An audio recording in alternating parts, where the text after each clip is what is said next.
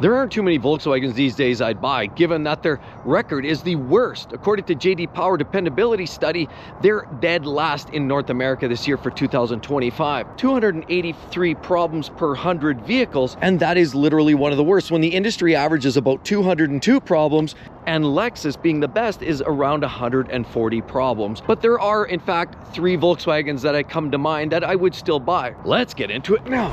Life's too short to drive boring cars.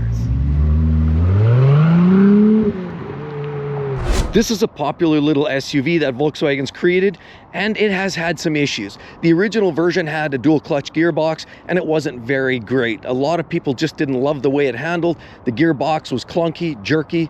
There was electronic issues, and on top of it, there was a fuel delivery problem. It had a recall outstanding, and it wasn't all that well received in terms of durability overall. Now, it is a price point SUV, and I could see why some people buy these. They start at just over $26,000. How many vehicles can you find at that price point that's an SUV? The Volkswagen Taos has been slightly improved for 2025 and 6, and now they've swapped over that dual clutch gearbox for a torque converter automatic and improved things slightly. But I just can't buy one of these vehicles because now you're dealing with a direct injected engine known for high levels of carbon fouling and durability challenges. It's 1.5 liters of displacement. That's way too small for any vehicle. And the same thing afflicts the Volkswagen Jetta. Now, the Volkswagen Jetta is a little bit of a simpler vehicle than some of the full-size Volkswagen products, but I would not buy the base model because it also includes that same 1.5 liter 4-cylinder. Rather, I would go for the step up, the GLI, which is a much better version. That gives you the 2-liter turbocharged 4-cylinder. It makes about 228 horsepower and about 258 pound-feet of torque. It does come with an 8-speed automatic transmission, but most importantly, if you get the GLI version, you can also get a manual gearbox, which is very, very important. When you consider some of the dual clutch gearboxes and the automatic slush boxes in some of these Volkswagen products have not been all that reliable, I will take a manual transmission any day of the week. What's wrong with rolling your own gears? That's a level of reliability a lot of people have lost, but ultimately there's very little to go wrong on a manual transmission. Learn it within a weekend and now you're good to go. It's cheaper to buy, cheaper to maintain, and definitely more reliable. These cars aren't necessarily the flashiest vehicles, but if I had to buy a Volkswagen, let's be honest, the Volkswagen Jetta is tried and true. I like cars a little more than SUVs, but that's a personal decision. Front wheel drive, manual gearbox, GLI has plenty of performance, and it has great technology. You do get the LEDs. I mean, let's face it, this is sort of the trimmed down version, slimline version of what you're getting over on the Audi camp. You do get some great mirrors, LEDs. You get the one touch in. Look, they even give you a big panoramic glass on the top. Beautiful Hofmeister's kink down there, LEDs at the back, and the Jetta is a very simplistic vehicle, but considered to be one of the more reliable, dependable vehicles in the fleet. Of course, you get little touches of chrome and accents, large trunk space, and an interior that is actually relatively modern without going full overboard. If you see the interior, the dash display isn't all that big, so it still feels a little bit more contemporary, and it's this simplicity which is ultimately going to lead to some reliability. Now, they're not going to be the most reliable products on the planet, and with an engine with the EA888, you know it's not going to be the most durable drivetrain. But in fact, I don't mind the looks of them. They keep it simple, keep a manual with a turbo 4, and you're actually good to go. I mean, other great attributes, some of the baseline cars these days go and put drum brakes. Here you got disc brakes on the back. You get disc brakes on the front, behind these laser cut rims, all kinds of great styling on the front. Again, it's a little simpler than the Audi products. So if I'm buying a Volkswagen, this is probably going to be one that I'm going to look at.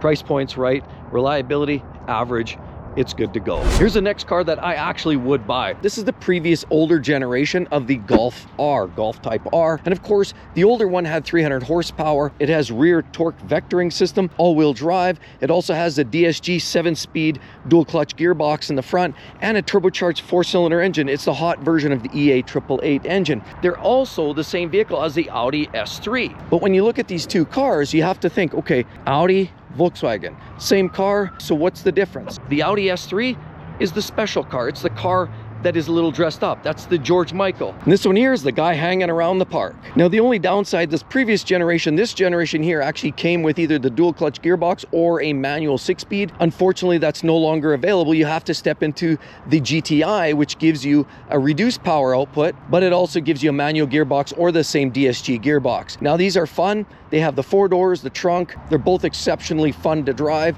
very capable with the all-wheel drive system. The great performance numbers, well over 300 200 horsepower.